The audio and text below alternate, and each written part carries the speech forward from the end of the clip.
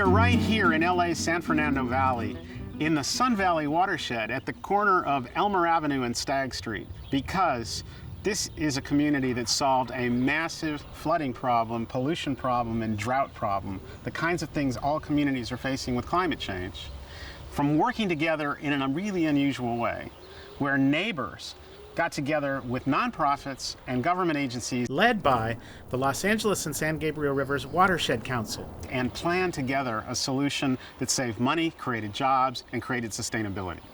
This was the epicenter of a regional flooding situation.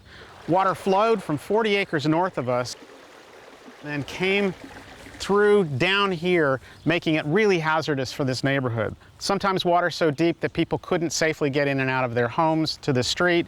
The water was polluted by oils and toxins that it had picked up throughout the neighborhood. And then it would flow on down, polluting the LA River and on down to the beaches. When it rains, the whole street was flooded.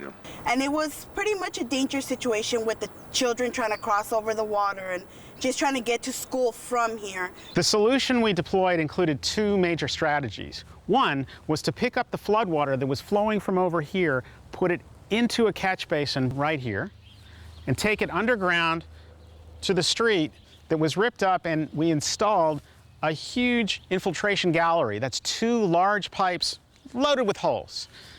The water flows through, the water comes out the pipe into gravel and then down into the aquifer, the region's water table. The result is a healthier street, and this process significantly saves money in the long run because it makes the street part of the whole city's water system. The second strategy was to address all the homes on the street, to capture all the water that they were contributing to the flood and capture it, clean it, sink it back in the ground. Before retrofitting houses, when rain comes down, it is directed into the driveway, which causes flooding. That water picks up waste and adds to the contaminants in the neighborhood streets, which then pollutes our rivers, beaches, and ocean. With the retrofitting of homes, now when the rain falls, the water is carried by the roof rain gutters and then redirected into a cistern or rain barrel. And if that water overflows, it soaks into a sponge-like, water-efficient rain garden that replaces grass lawns. If there's overflow from the garden, the water moves into permeable driveways, walks, and other surfaces.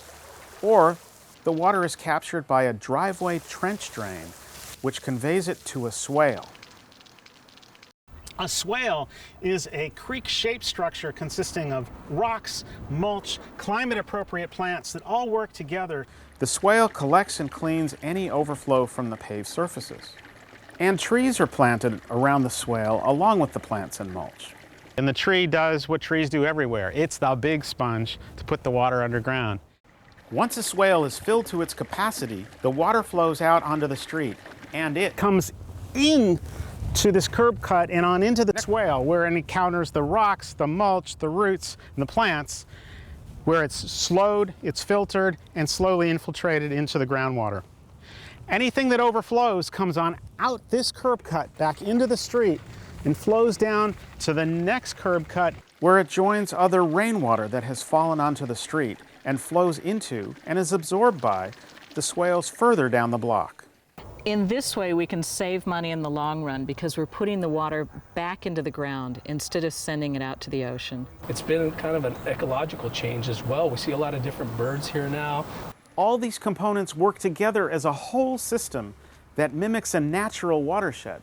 To accomplish this, we built a partnership with nature that included the unique cooperation of nonprofit organizations and a variety of government agencies who in this case are concerned with water conservation.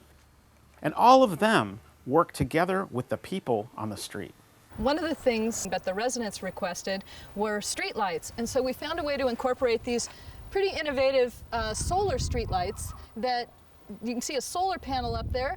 They capture the sun during the day and have great radiation, the same as the ones that are on the grid at the city, but these are completely off the grid. They're not connected to anything, and so they don't take any power. TreePeople They came and talked to us, and we had a day where everybody helped pitch in and do the tree planting, and we all worked together. The project in general took about 5 years, but it's really brought back a sense of community here to Elmer Avenue.